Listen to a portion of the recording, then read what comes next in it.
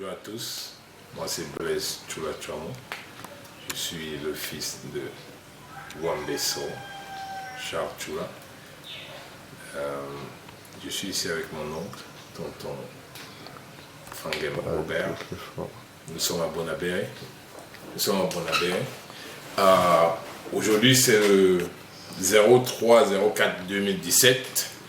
Donc j'ai discuté avec tonton hier soir et puis il nous a raconté beaucoup d'histoires en ce qui concerne notre généalogie.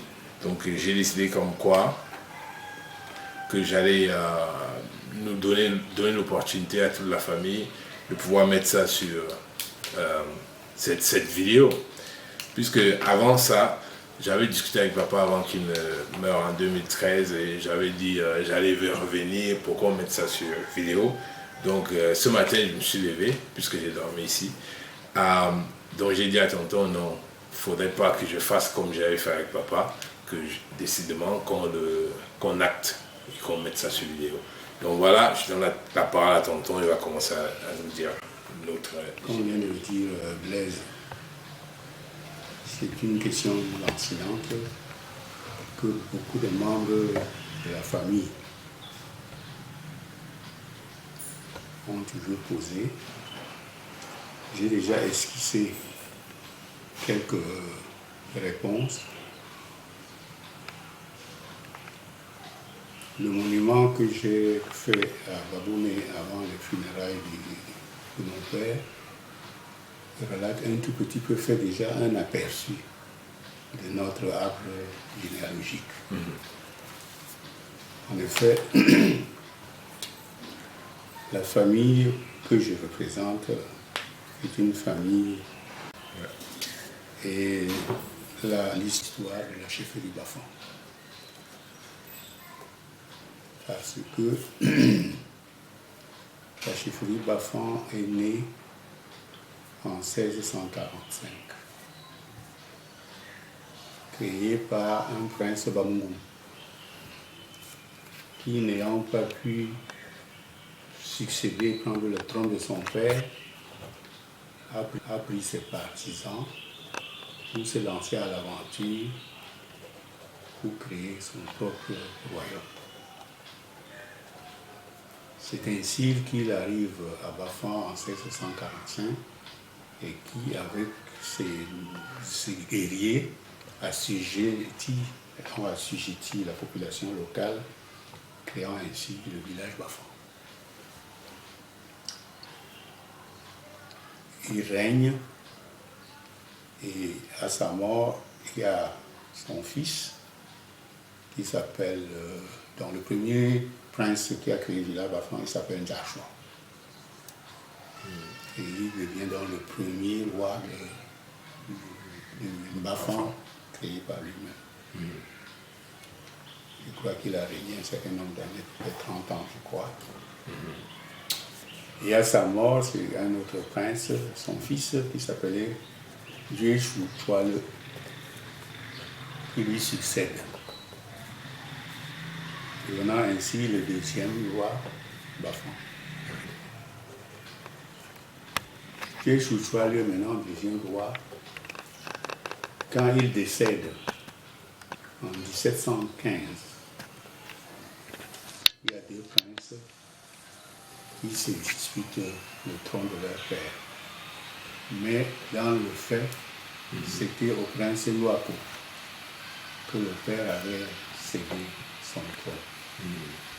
Mais les intrigues du palais ont fait en sorte que ce soit plutôt son frère, qui s'appelle Rondé, qui a été intronisé roi, au détriment du fils qui était désigné par le père. Le prince Luako, maintenant, n'ayant plus succédé à son père, devient ainsi Za Luako, parce que le titre Za, c'est celui qu'on donne à un prince qui n'a pas pu prendre le trône de son père, et il devient un des plus grands notables du royaume. C'est comme ça qu'il devient Za, et devient alors le premier Zaïwako Ier, et qui est le père de la dynastie qui vient après lui. Donc lui maintenant, il continue avec sa dynastie. Après lui, il y a eu beaucoup d'autres successeurs. Bon, je n'en connais pas la totalité, mais je me souviens d'après l'histoire de transmission orale qu'il y a eu Zenemoko, qui était le deuxième.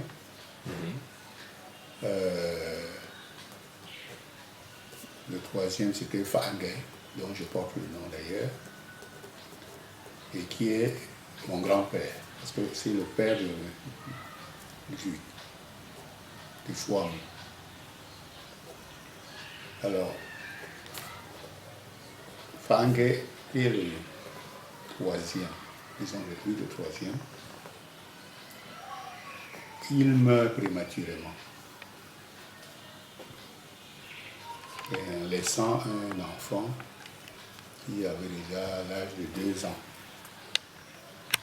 Son oncle, déjà basé à Babonnet, le pain de terre que le chef Babonnet lui avait donné, abandonne sur le pain de terre et rentre à Bafan pour reprendre la succession de son père, de façon indue, puisqu'il n'était plus dans la liquide. Un zen d'Abzi. Ouais. Donc, Zoé Ako, ça veut dire qu'il est parti de la chefferie. C'était un prince qui est parti de la chefferie. Enfin, Voilà. Son nom c'est Yoako. Maintenant, Ouais, son nom, c'est Zen Yoako. d'Abzi, c'est Nza. après, le second Ouais. qui a succédé à celui-là, c'est Nemako. De Nemako. Donc, Zoyako 2. Nzo Ako 2. Donc tous les noms que tu vas voir, Nzo Ako, c'est les héritiers Après, du nom ci. voilà, du premier nom. Hein. Premier nom. Le troisième héritier, c'est Fangé. Le quatrième, C'est lui qui était il était le papa de grand-père oui. et Oui, il c'est le il père avait du 2 grand-père. frères. Bon. Il y a un Kweko qui a succédé. Ouais. Chouamou est venu. Voilà, ça c'est le grand-père. Maintenant, Est-ce que vous pouvez vous taire un peu s'il vous plaît? maintenant, c'est Fangé, Robert qui est là. Voilà. Qui restera ici? Il sera parti. Ok. Bon, les autres, vous pouvez continuer. On a mis pour attendre. Ah bon? Ouais. La mère de Zoya se trouve ici. Ok. Yosa Théodore ici. Tu connais. Papi, c'est pas vrai. Et la tête du grand-père, on l'a mis ça ici alors. Oui, c'est là. Non, c'est là. J'ai quelque chose. Quand on a fait la ligne là. Ouais. C'est pour faire les descendances. Et c'est ce que ton oncle Robert veut venir déterrer pour partir ailleurs avec. Les mamans sont de ce côté-là. Ah. Voici la mère de Kweko. Ah ouais, la mère de Kweko. Sa tête est derrière là, en dessous. Ici, c'est Ngele, les autres, les femmes. Mamie Djom, tout ça. Mamie Ngounou. Mamie Tongambe. Ta grand-mère. Non? Ouais. Ah, la mère de grand-père. Ma mère ici. Molé Anastasie, c'est la femme de papa. La mère de Carole. La mère de Carole. Et c'est le clan de qui ça? Qui c'est? Qui ressort? C'est la deuxième maman qui était ici. On n'a Ok. pas encore.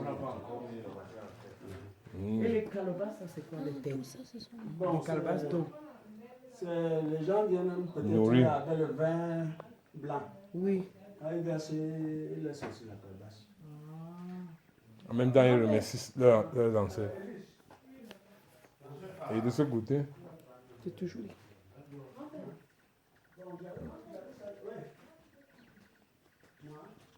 voilà, c'est ça les traditions africaines. There you go, nos traditions. Pas le Dieu de Jésus. Ça, c'est le Dieu de nos sangs, nos ancêtres. Les gars, on n'a pas peur parce qu'ils nous connaissent, ils vont pas nous faire du mal. Hein? Ouais, ouais.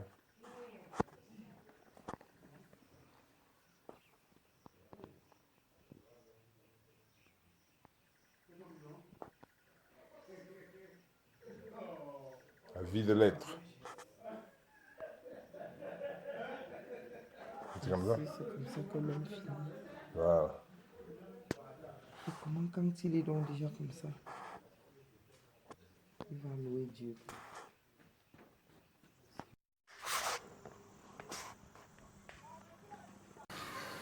Étant donné que son frère avait déjà été intronisé, il y avait un enfant, son rôle était plutôt d'assurer la régence jusqu'à la majorité de cet enfant. Il devait installer sur le trône. Alors, tant que je comprenne un peu bien ça. Donc, le père du grand-père, qui est ton papa, avait donné naissance à grand-père Oui. et à un autre frère du grand-père. Non, c'est-à-dire que quand mon grand-père, Jalua Kofag, Tanga. est sur le trône, il meurt, Ok, ayant déjà un enfant à l'âge de 2 ans. ok. Il a un frère, Et qui était cet enfant? C'était le grand-père. grand-père, Fouam. Il a un frère qui est l'oncle de mon père, déjà dans sa propre concession, mais plutôt à la bonne. Ok. C'est quand il apprend le décès de son frère, qui est déjà sur le trône de leur père, Ouais. qui réintègre Bafan Bakoche pour récupérer le trône de leur père commun, Parce qu'il y a de façon indue. Parce que du moment que celui qui était sur le trône avait déjà un enfant, quelqu'un d'autre ne pouvait plus venir succéder. Et son rôle était donc plutôt d'assumer la régence puisque l'enfant était à l'âge pubère, jusqu'à attendre la majorité pour l'installer. Mais ce que lui il a fait, quand il arrive, Il prend le champ. il balaie tout ça, il met même en danger la vie de ce garçon. De Il grand-père. prend la mère de ce garçon, c'est-à-dire ma grand-mère, en veuvage, avec qui il fait d'autres enfants, c'est-à-dire les petits frères de mon père. Right. Ok. Donc il fait des enfants, surtout, il fait deux enfants. Le papa Barnabé, Tuncho, et mamie Fancy, deux enfants. Donc, en quelque sorte, il avait pris le pouvoir et les femmes. Et la femme. Les femmes. Il a pris le pouvoir et la femme, parce que mon grand-père n'était pas polygame. Ah bon, et la femme, il n'avait qu'une seule femme. Donc, il a fait des enfants Il a pris la veuve de mon grand-père, c'est-à-dire la mère de mon père, Ouais. Avec laquelle il a fait des enfants. des enfants. Sauf que son action n'a pas été acceptée par les ancêtres. Ok. Et on l'a donc frappé. Et lui, il est mort. Ok. Quand il meurt maintenant, Et c'est quoi son nom encore? Tuncho, non, il s'appelait Kwako. Quoi? Mon oncle là, il s'appelait Kwako. Ok. Maintenant, il est frappé par les ancêtres, il meurt parce qu'il avait promis une espèce Une d'imposture. société. Ok. D'imposture. Ouais, c'est Et la tradition n'a pas accepté cela. Donc il meurt. Mais évidemment, avant qu'il ne meure, il avait déjà fait les enfants avec la veuve, des enfants. Il avait fait des enfants avec la veuve, qui sont Tuncho Barnabé, le père d'Emile Wende. Ok. Et puis il y a Mamie Fancy qui a aussi un enfant qui s'appelle Galeux Pierre.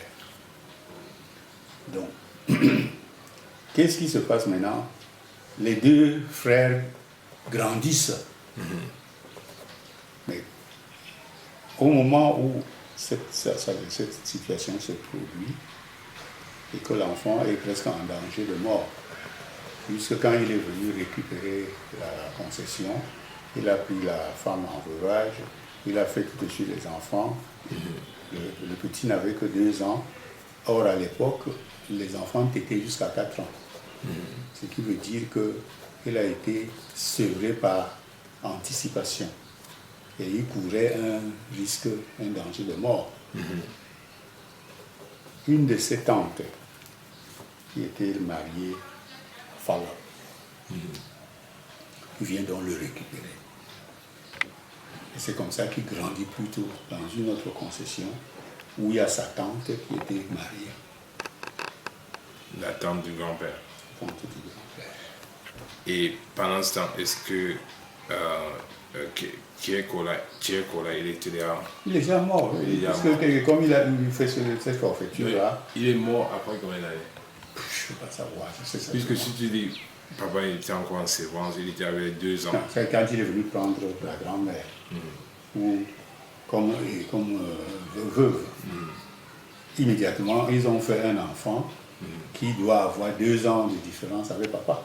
Ouais, ouais. Donc, puisque papa avait 2 ans, il a peut-être 2 ou 3 ans. Ouais, Et comme papa était en danger, sa tante est venue d'ailleurs, ouais, ouais.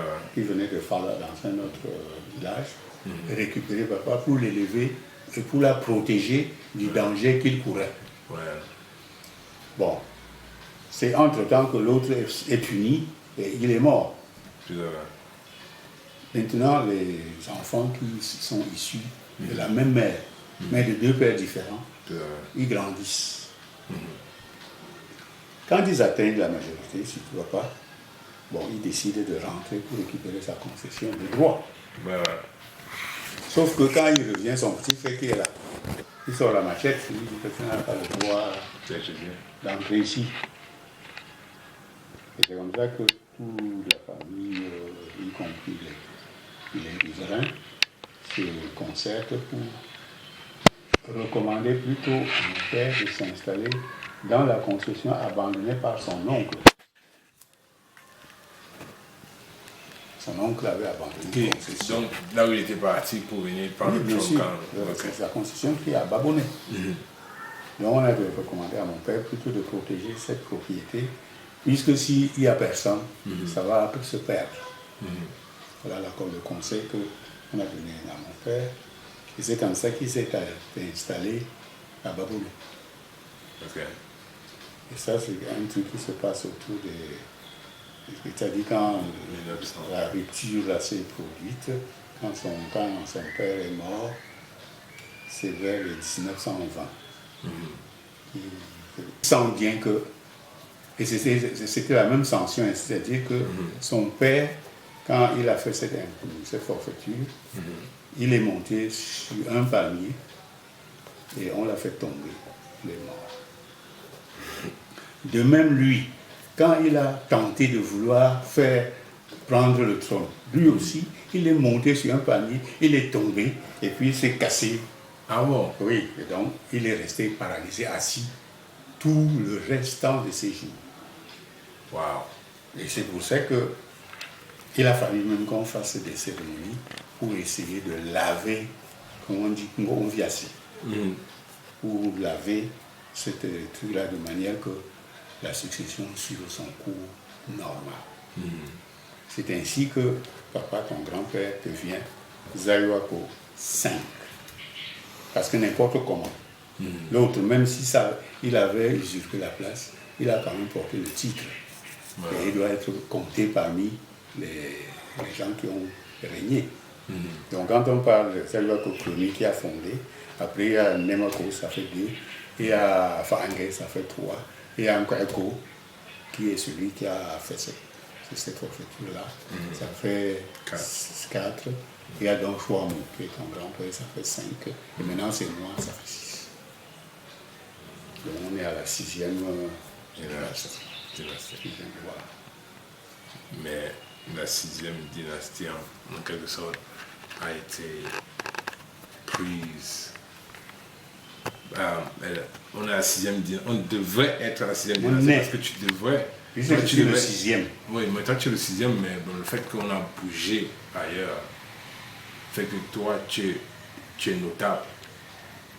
Que ce soit. Tu es Zag. Oui, c'est le même titre. Qu'on soit n'importe où, ça ne change pas. Le titre ne change pas. Ça ne change pas le. Non. Ça ne change pas l'origine. Le sang royal. Non, le sens du titre même. Et sa valeur. Qu'on soit à Babonnet, qu'on soit à Bafang, quel que soit là où on se trouve. le titre reste le même.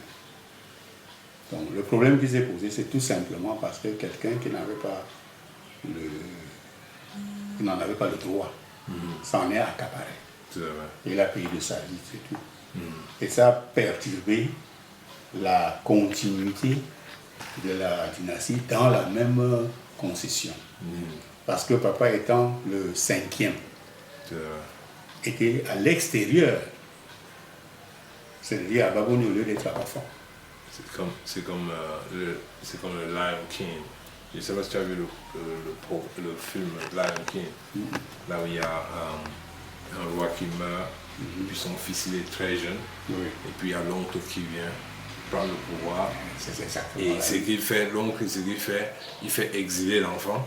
Il essaie même de le tuer parce que s'il tue l'enfant, donc c'est exactement ce qui se passe. Donc ça fait que le trône va maintenant dans sa lignée à lui. Mais il ne réussit pas, l'enfant est protégé, et puis l'enfant revient maintenant, il clame le trône, il dégage l'oncle, il tue l'oncle. C'est ça. Et ça dégage.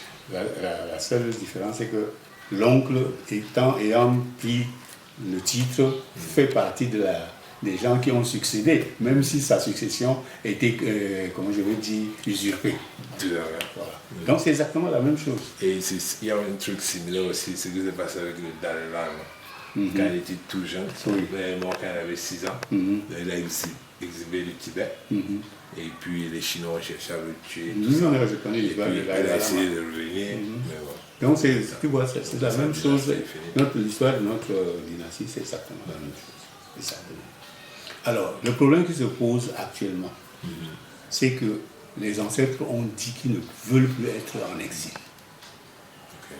Puisque papa, quand il s'est installé dans cette nouvelle concession, n'ayant pas été accepté son petit frère, même quand son petit frère est mort, il est resté à Baboni. Il n'est pas rentré à Bafang pour assumer pour sa vie, pour s'occuper de la concession. Donc il aurait dû prendre cette opportunité là pour rentrer. Alors, ce qu'il a fait, comme la concession de Baboni est beaucoup plus importante et que c'est lui qui a créé, tu vois, il y est tellement attaché que pour lui, il voulait être Baboni. C'est ainsi qu'il est allé à Bakouchi, à Bafang, et récupérer toutes les reliques de ses ancêtres pour amener à Baboni. Tu vois? Et les ancêtres ont été encore plus furieux parce que c'est comme si on les expatriait définitivement. Oui, on les expatriait définitivement. Alors que là-bas, ils ne sont pas chez eux. Ils sont à Bafang, chez eux, où ils sont nés, où ils ont grandi, où ils ont créé pendant 200 ans. Et maintenant, on vient, on les enlève, et puis donc, ils n'ont pas accepté ça. Et ça a donc créé, comme je vous dis là, beaucoup de problèmes. À partir de ce moment-là, beaucoup de problèmes, papa a eu des problèmes. Même quand on l'arrête, on le met en prison, il perd tous ses biens, on le fusille, tout ça, ça provient de tout ça là, parce qu'on voulait à tout prix qu'il remette les choses à la place. Mais bon, comme il est têtu, il n'a jamais fait ça. Et quand maintenant j'arrive, la situation est très difficile. Mais ce n'est que petit à petit qu'on arrive à m'informer. Parce que moi, quand j'étais jeune, je ne savais pas qu'il y avait une situation comme ça. Là. Donc c'est petit à petit qu'après les recherches et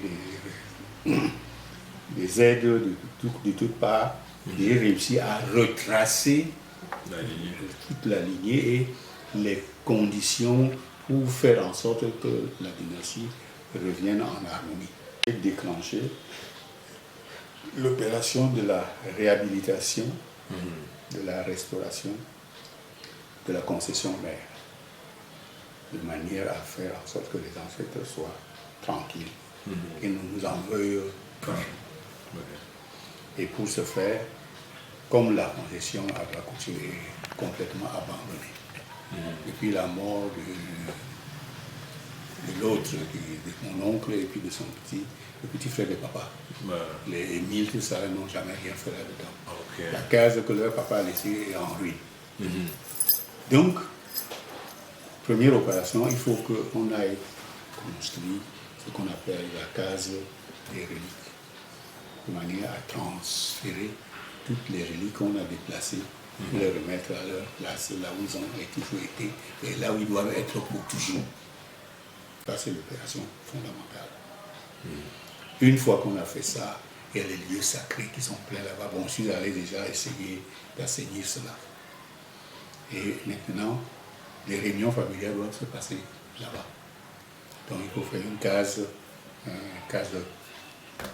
comme tu as vu le plan que j'ai fait là, une case de une salle de réunion pour tenir désormais les réunions familiales que j'ai toujours tenues à Babouné, dans la case que j'ai faite à ce propos à Babouné. Mais une fois qu'on aura déménagé tout ça, il n'y aura plus de raison. Bon, on peut le faire, mais ce sera peut-être, j'avais même prévu que ça va se faire alternativement dans les deux